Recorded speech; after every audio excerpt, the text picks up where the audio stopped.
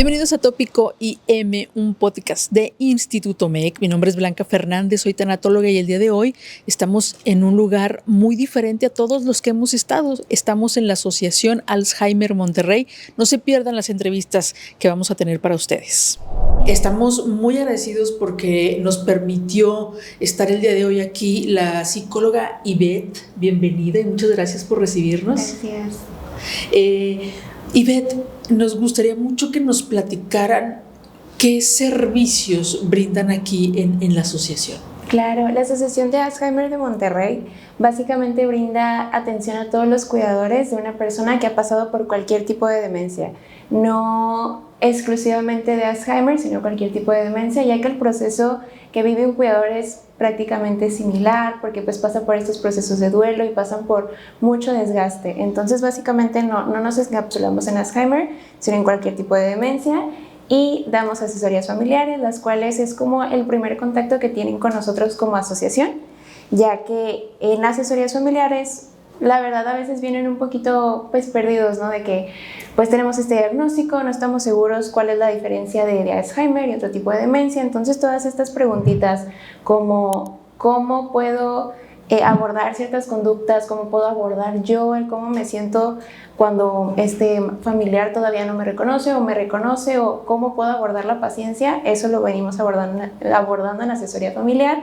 Pero también a los cuidadores que ya están con nosotros, que vienen a nuestros talleres, que tenemos varios talleres de nutrición, de movilidad, no solo de movilidad para no pues lastimarnos, sino cómo, si nuestro familiar ya está en cama, cómo poder moverlo sin nosotros pues lastimarnos, y cómo no lastimar al familiar también. También tenemos varios talleres de autocuidado, y las personas que vienen a estos talleres también tienen la posibilidad de tener atención psicológica aquí mismo en el centro, y la verdad está de muy bajo costo, porque pues sabemos que no solamente el guiarlos es suficiente, también hay cositas que sabemos que necesitamos un poquito más de profundidad. Entonces también, aparte de las asesorías familiares, talleres, asesorías familiares, tenemos atención psicológica. Excelente, un muy buen servicio. Recordemos que cuando estamos viviendo un duelo ambiguo, le llamamos en tanatología, en donde mi ser querido está vivo, pero ya no nos reconoce, y esta persona que nosotros conocíamos antes de la enfermedad, pues prácticamente también ya no existe. ¿Cuál es la diferencia, Lic, entre la demencia y cuando es, que supongo es progresiva también, al igual que el Alzheimer, no llega de un día para otro? Puedo ver signos en donde ya está llegando mi ser querido hacia el olvido. ¿Cómo puedo yo diferenciar estas dos o estas diferentes maneras que puede una persona tener con respecto a la demencia? ¿Qué otras enfermedades o qué otras situaciones hay en cuanto a solamente adultos mayores, o también hay adultos jóvenes que pueden presentar estas características, esta enfermedad? La verdad, el tema de la demencia es muy amplio. Nosotros nos guiamos mucho por si hay un diagnóstico o no hay un diagnóstico, pero sí les instamos mucho cuando vienen a la asociación que presionemos por un diagnóstico, porque un diagnóstico, ya sea de Alzheimer o cualquier otro tipo de demencia, sí nos da una guía o un camino a seguir. No solamente de cómo nosotros abordamos o entendemos la enfermedad, sino de cuál es el tratamiento que se va a tomar, tanto con los geriatras, psiquiatras o cualquier otro tipo de especialista. Y hay varias demencias. De hecho, el término de demencia senil ya no existe. Ya no existe porque pues encapsulamos que ya siendo senil ya tenemos una demencia. Claro que no, la demencia viene en muchísimas formas, no solamente por ejemplo es el Alzheimer, sino también tenemos la frontotemporal, la demencia mixta y pues la vascular también, y estas vienen de diferentes tipos de maneras que afectan al cerebro. Por ejemplo, la frontotemporal suele ser la que nos dicen mucho que cambia mucho la personalidad de la persona, porque afecta lo que es el lóbulo frontal y el temporal, y el lóbulo frontal y la corteza prefrontal es el que nos da el cómo somos, el que nos da cómo actuamos hacia las otras personas y cómo actuamos hacia la sociedad. Entonces, cuando se da esta demencia, el cambio suele ser muy rápido, pero pues también sabemos que por cada paciente los síntomas van a ser diferentes, porque en sí los síntomas son un espectro.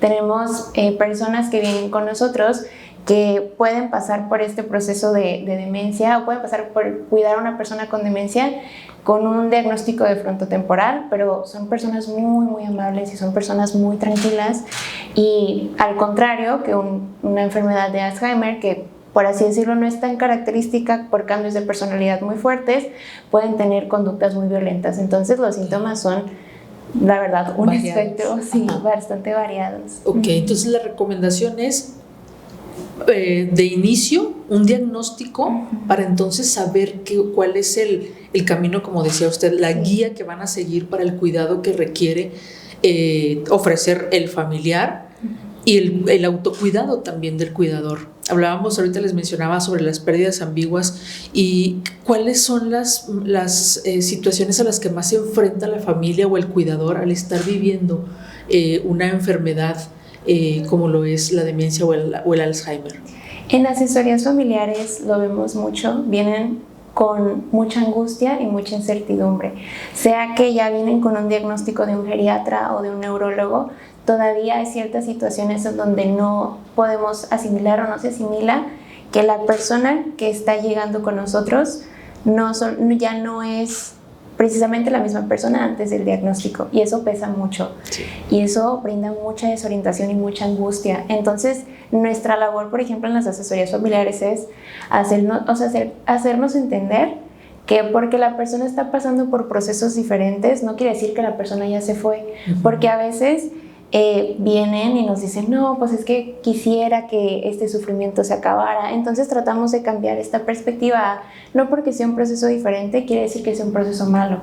Vamos a adaptarnos y vamos a saber cómo abordar estas conductas, porque pues a veces también está de repetición de palabras, que es un síntoma muy común, o una paranoia donde hay robos, o no, es que no te conozco, o esta no es mi casa. Aparte de llevar a pues desesperación o falta de paciencia, también lleva mucha incertidumbre, y lleva como, me acuerdo cuando mi mamá o cuando mi papá no pasaba esto y pues no está siendo fácil para mí. Entonces abordamos también lo que es esta contención emocional de sí te escuchamos, sí es muy difícil, pero este proceso no tiene que ser tan pesado. Este proceso, no solo como nosotros con la asociación, sino, bueno, si estás pasando por esto tú solo, también tenemos grupos de apoyo, se me pasó a decirle ahorita, tenemos grupos de apoyo y chats grupales en donde la verdad el ser cuidador suele ser solitario.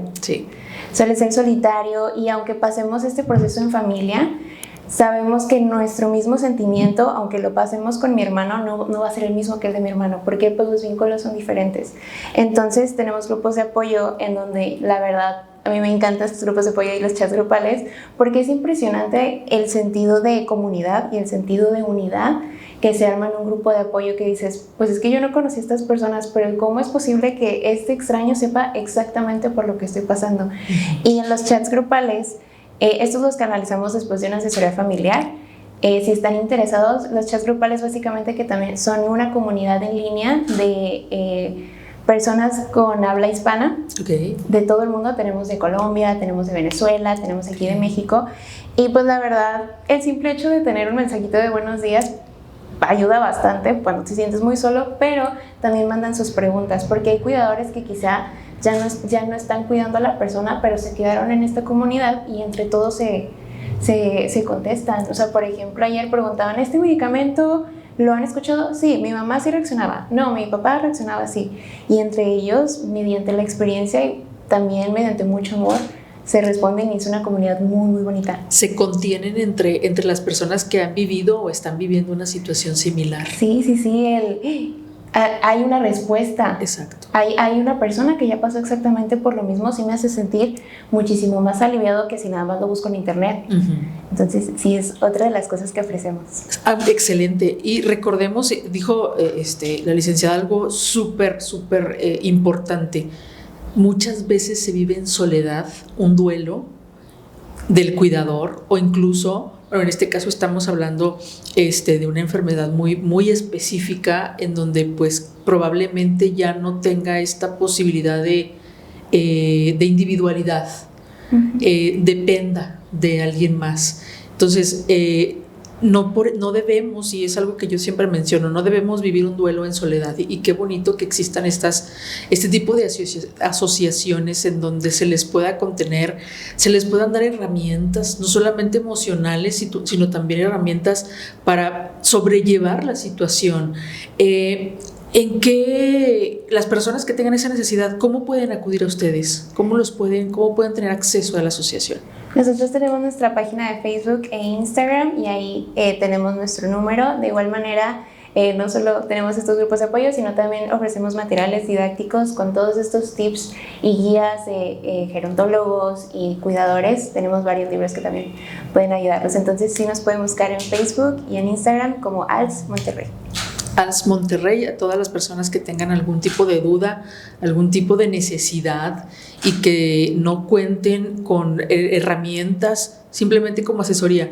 ¿Qué nos recomienda usted a las personas en general, por ejemplo, para prepararnos? Yo creo que siempre la información es importante y no sabemos si nos vaya a tocar ser cuidadores o que vayamos a estar en una situación similar. ¿Cuál es la recomendación para la comunidad en general ante este tipo de enfermedades? Creo que es muy importante tener la mente abierta y es muy importante considerar todos los factores y también informarnos que existimos asociaciones como nosotros y otro tipo de asociaciones que les permiten que hay un espacio de información verídica en donde siempre pueden venir a buscarlo sin un costo en particular, pero sí el tener la mente abierta, el considerar que no toda una enfermedad es una condena, sino el cómo vemos la enfermedad y cómo nos adaptamos y el no sentirnos solos, el realmente ver alrededor y buscar, hay una asociación, hay una persona, y pues empezar a armar esta comunidad que la verdad es muy importante cuando pasamos por un proceso de diagnóstico de una enfermedad que pues no preveíamos. Exactamente, y que no es una enfermedad que se ve. Ajá. No es una enfermedad que se ve y por lo tanto muchas personas tienden a minimizarla o invisibilizarla porque como no lo estoy viendo, no es una discapacidad como tal física, no la puedo observar, entonces como no existe, ¿no? Como sociedad tendemos a tener ese tipo de pensamiento tristemente. Y para los cuidadores que de pronto, ¿cuál sería uno de los consejos principales para los cuidadores que están ahorita, que no han llegado, que no tienen esta información de que existen ustedes, de que pueden brindar esta contención? ¿Cuál sería la mejor recomendación para ellos? Creo que el tomar las cosas en el presente. Creo que la incertidumbre gasta muchísimo y es un sentimiento normal, es un sentimiento que nos prepara como el estrés o como la ansiedad. Sin embargo, el centrarnos y decir un día a la vez. Okay. Un día a la vez, una batalla a la vez. Una batalla a la vez. ¿Cuál es la situación más compleja a la que se han enfrentado ustedes como asociación en cuanto a probablemente algún apoyo que han requerido de algún caso muy, muy complejo? Casos complejos, la verdad tenemos mucha variedad de casos. A veces vienen familias muy, muy dispuestas y es muy bonito ver cómo vienen familias muy preparadas con diagnóstico, con medicamentos y vienen todos aquí. A veces vienen las 5 personas, viene a veces el cuidador primario y es muy lindo ver cómo existe toda esta organización y cómo ya existe una comunidad y una red de apoyo muy fuerte.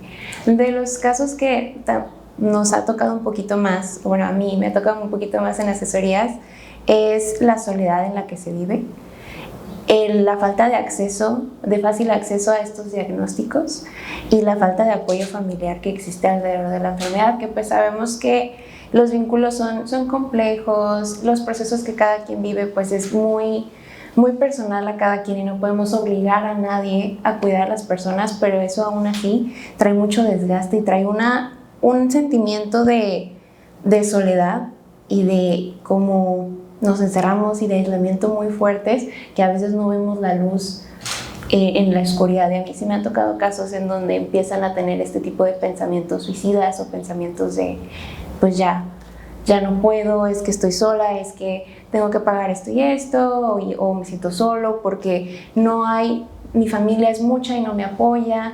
De esos casos tenemos bastantitos y el hecho de que tengan un espacio o siquiera una sola persona que los escuche con eso a veces tienen. Sí. Entonces el brindar este acompañamiento es muy, muy vital. Aparte del acompañamiento, de concientizar, como tú dices, pues es una enfermedad que no se ve. Entonces a veces decimos de que, ay, pues el loquito, de que, ay, pues el... Exacto. Ajá, como tenemos estos todavía tabús muy persistentes de la salud mental, el hecho que nos sigamos educando y el hecho que nos sembremos esta semillita de es que no sabemos lo que está pasando a la otra persona, a como también tengo un día difícil y me gustaría que alguien estuviera para mí, como estar abiertos en ese sentido, la verdad ayuda mucho porque ya en este proceso de enfermedad y en este proceso de diagnóstico suele sentirse como si no hay salida y la posibilidad de que se pueda vivir diferente a veces no la vemos, pero sí la hay. Y el que se siga informando y el que se siga concientizando es muy importante para que todas esas personas que se vean en este lugar oscuro sí tengan esta esperanza, porque sí la existe, solo es que a veces es difícil, ¿no? Pues llegar a todos lados, entonces sí. Claro, sí. Y mencionó algo bien importante, cómo estigmatizamos está loquito. Pues yo creo que si nos vamos a un análisis todos vamos a salir con algún problemita emocional o mental. Entonces, quitar este tabú, quitar también este estigma social en donde volvemos a esto, ¿no? Me alejo, veo a una persona desorientada y no me vaya a hacer algo. Y no sabemos por lo que está pasando. Luego vemos también a cuidadores con un desgaste emocional y físico, un abandono por parte de la red de apoyo, y que eso lleva muchas veces también al abandono del paciente. Y es todavía más compleja la situación, ¿no?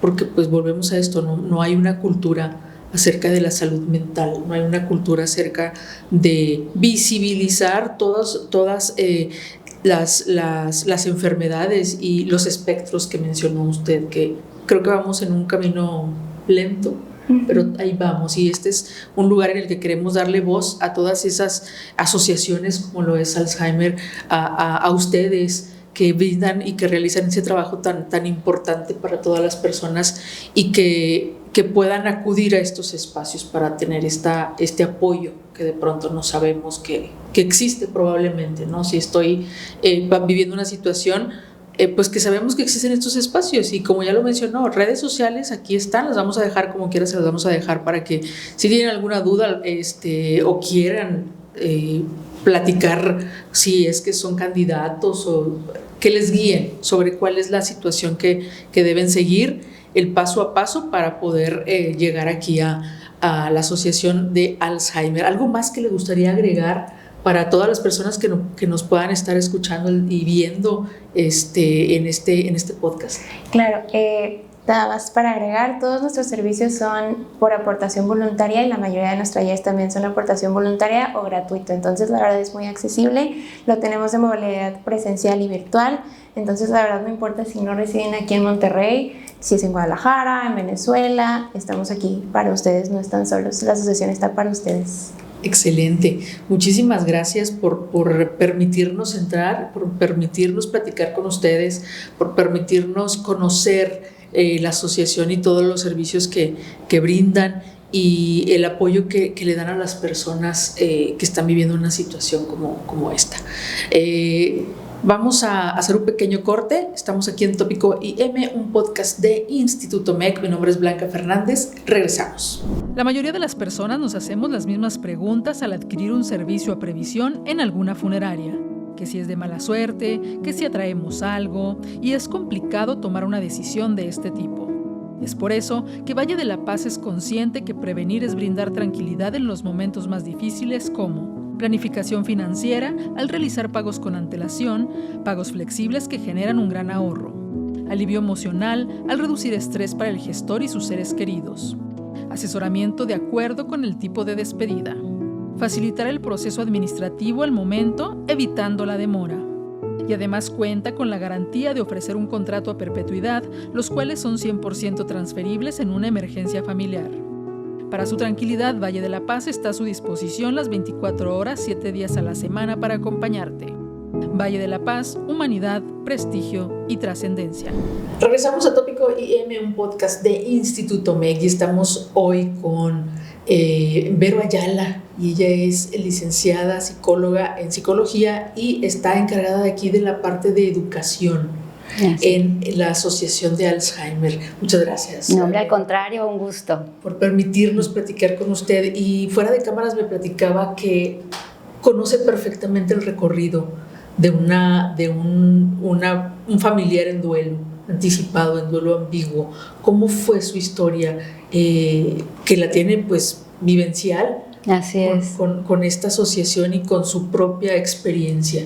Claro, digo, primeramente quiero comentar que cada familia y cada duelo es distinto, depende mucho de las herramientas de la persona y de las circunstancias y del apoyo, esa red de apoyo que uno necesita.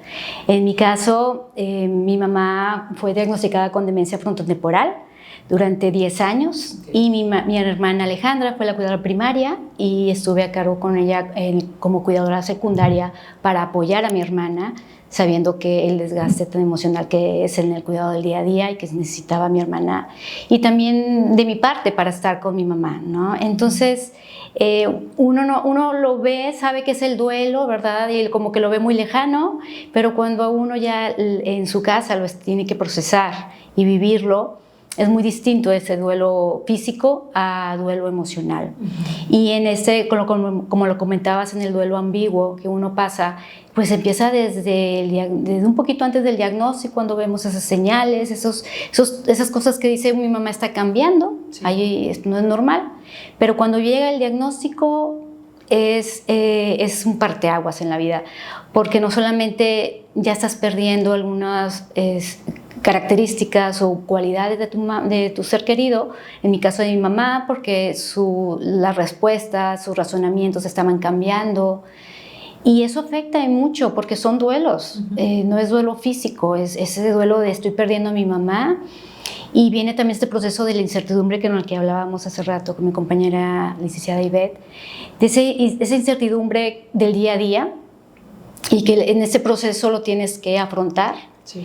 Y cuando uno lo puede dominar y verlo como tengo que hacerme, en lugar de alejarme de la incertidumbre y enojarme con la incertidumbre, sino abrazarla y decir, aquí está, esto no lo puedo cambiar, entonces tengo que vivirlo en el día a día. Y en este proceso de hacer amistad con la incertidumbre, hablando de amistad como informarte, y tener tu grupo de apoyo. En este caso fui usuaria de la Asociación Alzheimer de Monterrey, del cual me ayudaron a tomar estas herramientas con todos estos talleres tan importantes que vivimos los cuidadores, porque nadie sabe ser cuidador, y mucho menos en esta enfermedad que no nos gusta, que no nos gustaría que entraran a nuestra casa.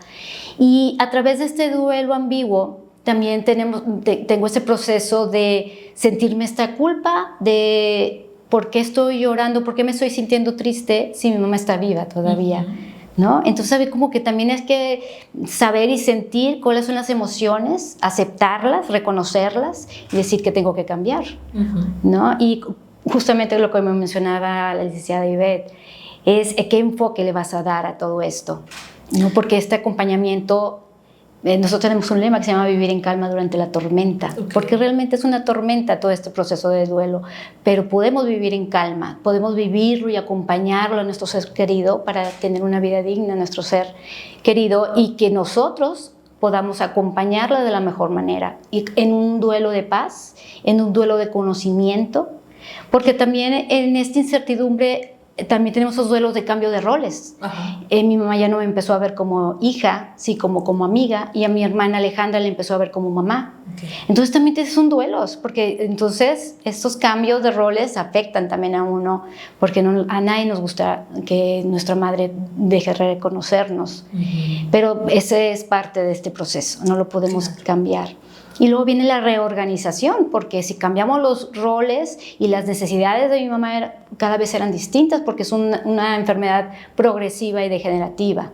Y esto lo tenemos que aunado a nuestros duelos de cambios y cambios y cambios que ya no van a regresar. Mi mamá ya no iba a ser la que era antes, pero sin embargo hay algo súper importante. Tiene vida mi madre, y esa vida es tan digna como antes de la enfermedad. Y siempre va a seguir siendo mi madre. Entonces, en este trabajo de vivir el duelo ambiguo, de reconocerlo y de aceptarlo, porque aunque el diagnóstico fue de un día nos dieron el diagnóstico, la aceptación tarda, sí. Porque no es como, bueno, tiene gripa, le damos estos mejoralitos y se va a recuperar en una semana. Aquí es muy crudo. Decir que no es progresivo, degenerativo y hoy por hoy no hay cura, es muy fuerte para una familia, muy fuerte. Por eso muchas veces se tarda mucho tiempo en transmitir. De hecho, mi mamá no lo aceptó. Okay. Mi mamá no aceptó este diagnóstico y decía que exageró el doctor, ¿verdad? Y claro, pues estos duelos es todavía más difíciles porque lo tienes físicamente, pero emocionalmente la estás perdiendo. Sí.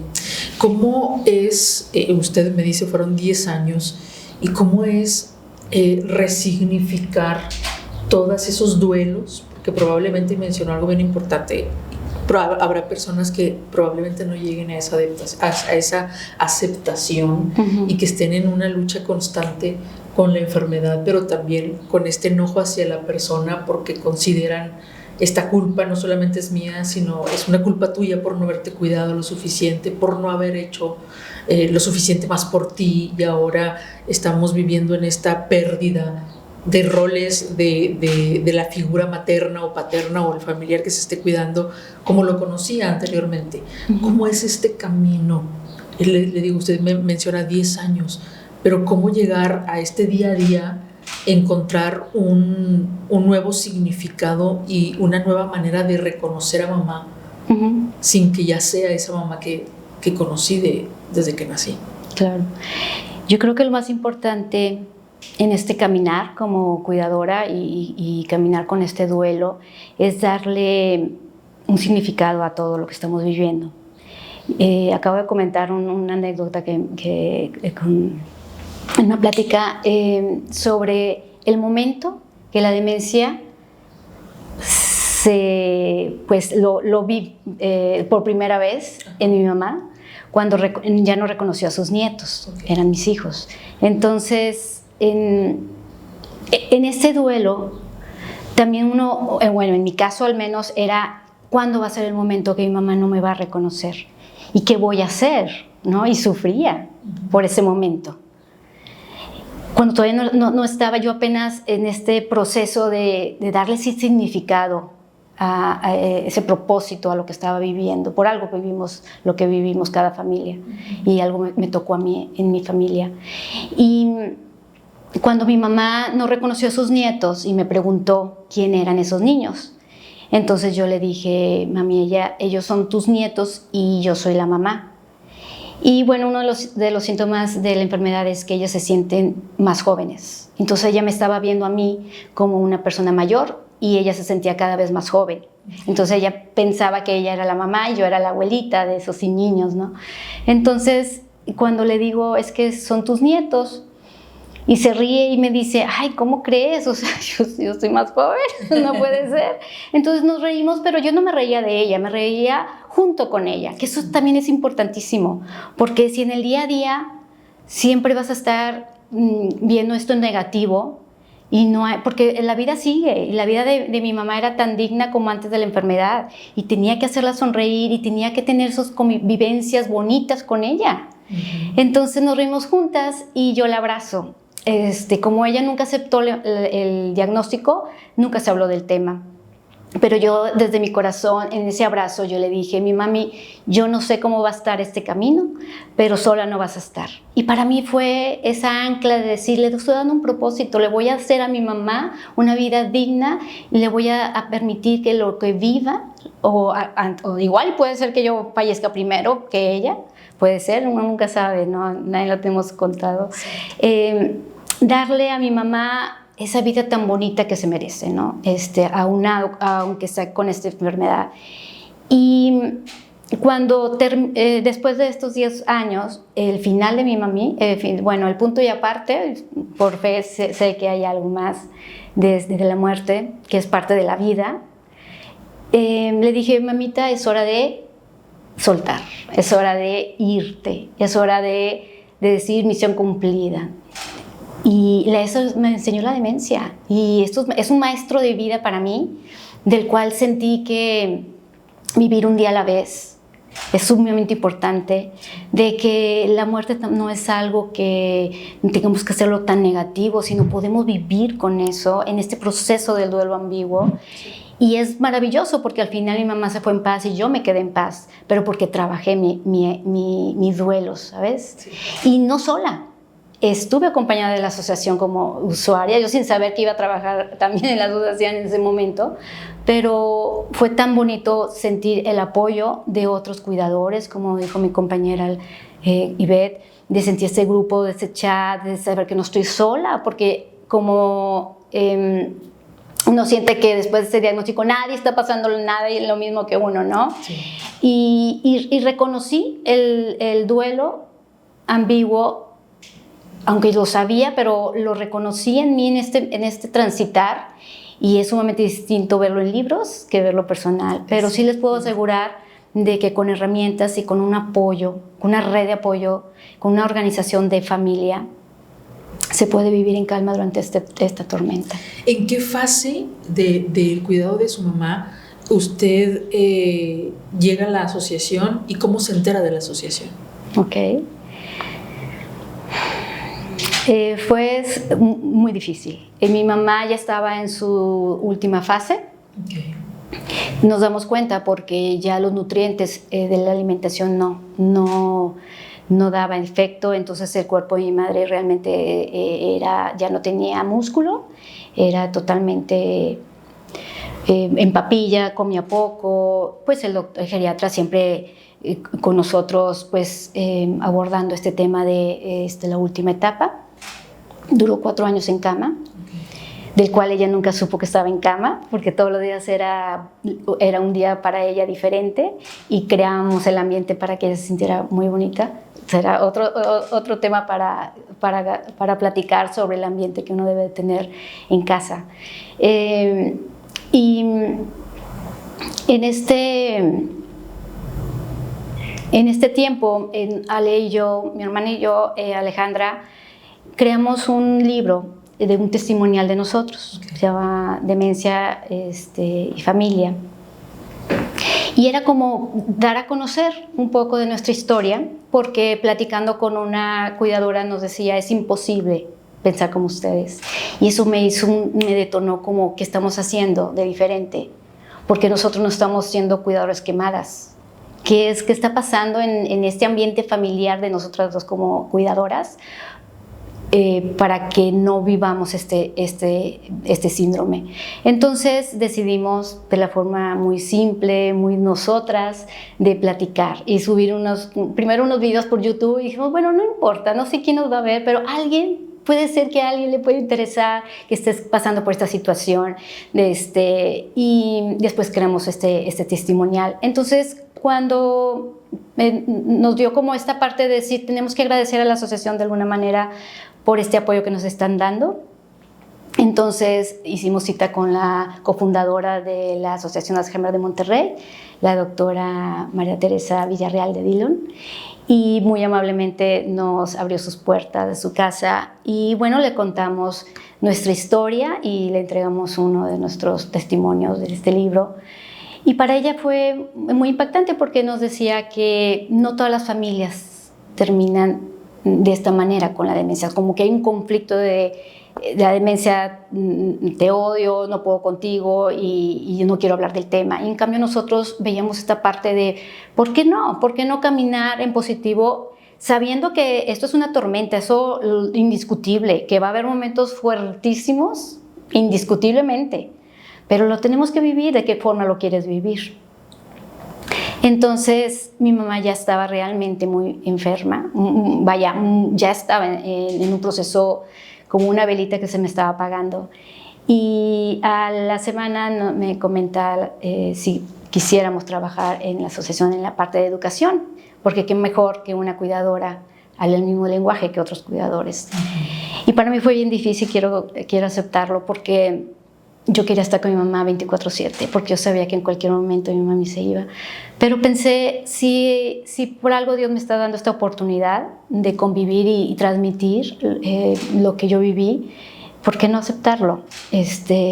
y cuando empecé a trabajar, mi mamá fallece a la semana. Entonces era como, así debía de ser, ¿sabes? Sí. Y así fue como entramos. Y entonces viví mi duelo físico trabajando. ¿Y qué es el trabajo? Ayudando a otros cuidadores. Y por eso el corazón siempre recuerda, este es también nuestro lema, porque aunque quiero decirles a todos que quien está pasando por esta situación, que aunque te dejes reconocer tu ser querido, ya no sepa quién eres, el amor está. Entonces mi mamá, hasta sus últimos instantes de vida, ella abría sus ojitos y me miraba y había una sonrisita, ¿sabes? Entonces no sabía quién era, pero ese amor estaba y con eso me quedo. Entonces es que nunca se olvida ese amor, porque el amor no necesita palabras, no necesita estar, se siente. Y yo sé que trascendió mi madre de una manera maravillosa, con esa paz enorme, y sobre todo pues agradezco a la vida de la oportunidad que me dio, no solamente de ser cuidadora, sino de aprender tanto de esta demencia y aprender tanto del duelo en vivo. Sí. Menciona algo que me deja integrando cómo vivió su proceso de duelo en todas las fases. Me decía ahorita, ¿no? Es diferente en los libros, pero cuando es el testimonio y cómo encuentra un significado y encuentra una manera de seguir honrando esa memoria de mamá, porque seguramente ese aprendizaje que tuvo con ella, que le dio esta experiencia buena, mala, que seguramente no lo hubiera querido vivir. Exacto. Pero que no tenemos el control, le da ahora esta posibilidad de seguir honrando y recordando a mamá, seguramente en cada una de las personas que vienen con una situación, pues no similar, pero sí con características que le recuerdan a eso que vivió usted en esa etapa. Claro, y yo pensaría que yo ayudo, pero la verdad es que son ellos los que me ayudan a mí, ¿sabes? Y vivir este duelo en vivo de esta manera de servir y que me ayuden cada cuidador que viene a la asociación y que tengo el gusto y el honor de atender o de estar en una plática o de asesorar, es un regalo para mí. Y es una parte de honrar a mi madre de esta manera. Claro que sí. Mencionaba ahorita, dijo, no, abordamos más adelante, pero sí me gustaría abordar el ambiente que se crea para las personas que están viviendo esta enfermedad.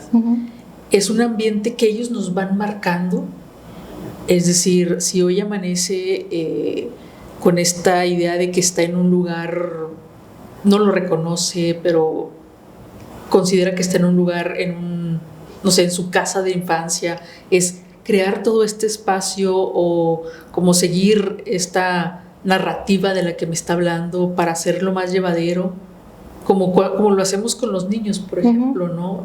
Vamos a jugar, mira, te voy a hablar por teléfono. ¿Es más o menos así la dinámica? ¿O cómo lo podemos entender para las personas que no hemos pasado por esa situación? Sí, mira, la creatividad y el humor tiene que estar presente siempre. Y si uno no tiene creatividad, pues el cuidador tenemos que investigar, crear, tener este grupo de apoyo de, bueno, ¿cómo lo hiciste tú? Como comentábamos en el chat, ¿no? Que nos den tips y demás. ¿Por qué? Porque bien es cierto que a veces ellos, bueno, no a veces, siempre, como en ¿cómo se dice? Con estar en recesión de su ser querido cuando era niño, entonces empiezan a sentir que su cuarto, están recordando su cuarto de niñez, ¿no? Entonces dicen, no, ese no es mi cuarto, ¿no? Entonces cuando uno no está preparada, cuando uno tiene esa herramienta de decir, es que es un propio del síntoma, ellos piensan que no es su cuarto porque ellos están esperando su cuarto de la infancia. Y no solamente de la infancia, sino recuerdan exactamente qué hay en el buró de su cuarto de su infancia, ¿no? Entonces, eso se vuelve a tener una creatividad, el de estar diciendo, no, mamá, recuerda que esta es tu casa, este no es el cuarto de cuando eras niña. Entonces, el querer hace sentir a la persona con demencia pues más incertidumbre, más confusión, porque ¿cómo me están diciendo esto? Si mi cuarto era de esta manera y me están diciendo que aquí es. Entonces tenemos que evitar todo eso. Entonces es pues darle por su lado, ¿no? o decir, sí nos vamos de esta casa porque, pero vamos primero a pasear al parque. Vaya, uno sabe qué le gusta, cuáles son sus gustos de su ser querido, ¿no? Para de esta manera abordarlos, ¿no? Y, por ejemplo, nos pasa mucho también cuando mi mamá enviudó antes de tener la demencia y entonces preguntaba por su esposo. Entonces, si nosotros le comentamos es que ya falleció, para ella va a ser su duelo físicamente en ese momento. Sí. Y si a la hora me vuelve a preguntar, también hubiera sufrido igual. Entonces es, a ver, o sea, no le vamos a decir que ya murió si cada vez que nos comenta cada hora va a estar sufriendo, ¿verdad? Y es, mi papá fue de viaje, mami, te está escribiendo una carta, te habló por teléfono, no estabas dormida. Y son esas cosas que ella se sentía tranquila. Porque lo que queríamos es que ella tuviera una vida tranquila y ella no tiene que mortificarse de si pagamos el teléfono, si la luz, si, ¿sabes? O sea, entonces creamos ese ambiente de todo está bien, tú estás muy bien, hoy vamos a comer esto. Por ejemplo, en los 4 años que estuvo mi mamá en cama, este ambiente de ponerle mucha luz, le pintamos el cuarto de blanco, le quitamos la alfombra para que estuviera todo muy limpio, guardando, no tuviera nada que se pueda tropezar. Es que fue como paulatino, primero podía caminar nada más de la cama al baño y del baño a la cama y luego de la cama al sillón. Y luego ya ni eso, ¿verdad? Pero teníamos que poner en silla de ruedas de la cama al baño. Entonces lo que hacíamos era, por ejemplo, en la ventana poner mucho flores, esas que con el aire giran, ya sabes, de colores. Entonces mi mamá se sorprendía demasiado todos los días de verlas, cómo giraba y cómo la luz pasaba, ¿no? Porque son como que como translúcidos, ¿no? Y que el color va. Entonces todo eso mi mamá le motivaba y le gustaba ver el árbol con listones de colores, con campanitas, obviamente los programas que veía en televisión de ciertas horas del día que no fueran violentas, nada de preocupación, porque ella... Es más, podíamos hacer un chiste y pensaba que era real, vaya. No lo podía comprender, no podía reflexionar si están hablando de un chiste o están hablando de la realidad. Entonces todo ese ambiente y sobre todo nosotras, si nos estábamos autocuidadas, si nos estábamos informadas, el tono de voz era súper importante. Entonces eso hacía que mi mamá siempre estuviera tranquila. Hasta podíamos hablar del tema de esta parte de cómo quiere su funeral, en el sentido de platicar sobre la foto, cuál pondremos, y había un cuadro de mi mamá que atrasaba en veleros. Y le comentamos a mi mamá, mami, un cuadro con veleros, está muy bonita, y me dice, sí, ¿sabes? Porque ya era una plática trabajada del duelo, y veíamos la muerte como algo parte natural que íbamos a vivir, y el que ella nos respondiera que sí, bueno, para nosotros es la foto, ¿sabes? Y fue muy poco tiempo después cuando falleció mi mamá, pero eso fue muy bonito, porque y era del día a día, porque a veces mi mamá no estaba tan de buen humor o no cooperaba, y eso obviamente no obstruía que fuéramos creativas con ella, sino también dábamos sus espacios, pero también comentábamos Ale y yo, pues mañana será otro día, o sea, todos los días eran distintos, vaya. Y es adaptarnos a ellos, no creer Sí. que ellos se sigan adaptando a cómo nosotros vemos la vida. Definitivamente. Porque ya cambió su manera de ver la vida, entonces es adaptarnos en ese día a día a cómo, a su estado de humor, a su estado de salud también, e ir caminando en ese proceso junto con ellos. Sí, claro, eso es importantísimo, porque queremos, obviamente como toda familia quiere, mamá recuerda, pero lo que hacemos es frustrar, no porque no lo van a recordar, porque no quieran, es porque la enfermedad no lo permite. Y bueno, esto es parte de esas herramientas que aquí en la asociación abordamos, con profesionales de la salud, expertos en cada tema, y eso es bien bonito, y por la verdad que aprovechen, porque somos una comunidad abierta, sin fines de lucro, entonces lo que queremos realmente es que se sientan acompañados. ¿Qué profesionales de la salud pueden encontrar las personas? ¿Con qué profesionales pueden contar al visitar o al solicitar el apoyo de la asociación? Claro, tenemos fisioterapeutas, tenemos nutriólogos, geriatras, psicólogos, terapia ocupacional, de arteterapia, por ejemplo, muy bonito, y dermatólogos, podólogos. La verdad es que es un cuidado integral, y abordamos de muchos temas, y eso pues nos da tantas herramientas, esa seguridad, que en el día a día obviamente habrá algo que comprendamos que no es factible por la situación de nuestro ser querido, puede ser, o tips que podamos dar entre cuidadores que no para ellos no es factible, pero no importa, la idea es que habrá cosas que sí podamos aterrizarlo en nuestro caso en particular. Claro que sí, entonces súper completo, la verdad, el apoyo que brindan a las personas que solicitan algún apoyo aquí en la asociación, y qué mejor que acudir con especialistas, porque ahorita con las redes sociales muchas personas que creen que googleando o viendo algún video ya lo conocen todo. No, acudan con especialistas, y esta asociación les va a dar la información necesaria y específica que ustedes necesitan para el diagnóstico que tengan, como lo dijo anteriormente la psicóloga, les vamos a dar la guía. Ese es el camino que deben seguir, y un acompañamiento de una persona que lo vivió en carne propia, que tiene toda esa experiencia de cómo es los tips, o cómo es que puedas tú irte adaptando al proceso que estás viviendo.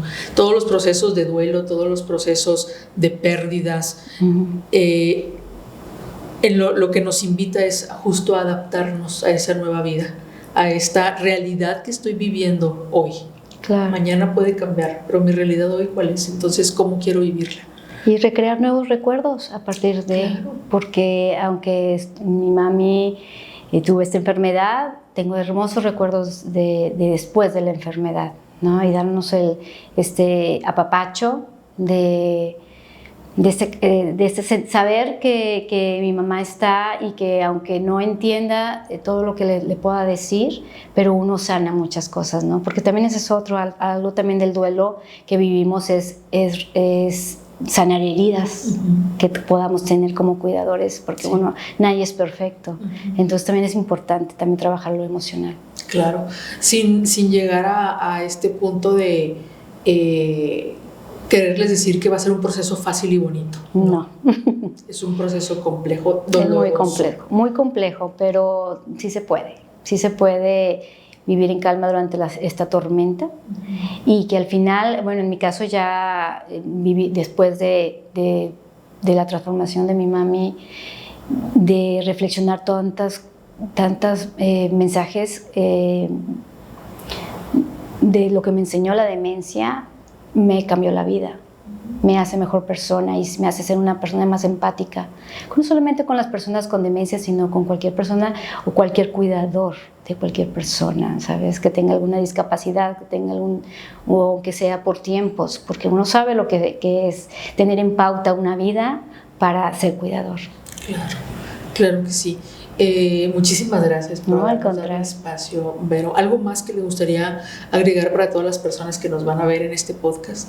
Pues que no están solos, que siempre es mejor estar acompañados, tener tu red de apoyo, no solamente como para cuidadores, en lo que estés viviendo, llevarlo y a expresarlo.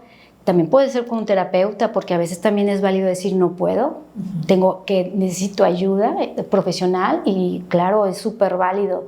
La vida pues no es lineal, ¿verdad? Hay sub y bajas, todos lo tenemos, pero siento que acompañados es mucho más fácil. Claro que sí, sobre todo cuando hay estas redes que mencionamos anteriormente. Saben específicamente cómo me puedo estar sintiendo y la necesidad que puedo tener en este momento, en esta etapa de la enfermedad. Me van acompañando y me van marcando el caminito todas esas personas. Me quedo con mucho aprendizaje de estas entrevistas que realizamos el día de hoy. No sabemos si nos vaya a tocar ser cuidadores, no sabemos si nos vaya a tocar ser cuidadores de una persona con alguna enfermedad mental, con Alzheimer, con demencia. Y algo que me hizo como mucho pensar durante estas dos que estuvimos platicando aquí con ustedes es que el amor, no olvidarnos del amor. Probablemente no me conozca, probablemente mi familiar no sepa quién soy, pero yo sí sé quién es ella o él. Y ese amor es el que nos va a ayudar a transitar este proceso tan complejo. Les digo, me voy muy conmovida, me voy muy interesada en seguir conociendo de estas enfermedades, de estos apoyos que brindan aquí en la asociación, y los invitamos a que vengan, a que vean sus redes sociales, a que si tienen dudas se comuniquen, a que si son parte ya de esta comunidad, pues que no pierden nada en venir. Claro. De pronto hay esta negación en donde no quiero ayuda, yo puedo solo. No, que vengan, que conozcan, que platiquen, y probablemente sean esa lucecita, sea esta asociación esa lucecita que necesitan ustedes en el camino. Entonces, pues les invitamos a buscar las redes sociales de Alzheimer Monterrey, y cualquier duda, pues que se comuniquen con ellos. Muchísimas gracias. Muchas gracias a ti. Muchas gracias a todos. Esto fue Tópico IM, un podcast de Instituto MEC. Mi nombre es Blanca Fernández. Nos vemos en la próxima emisión.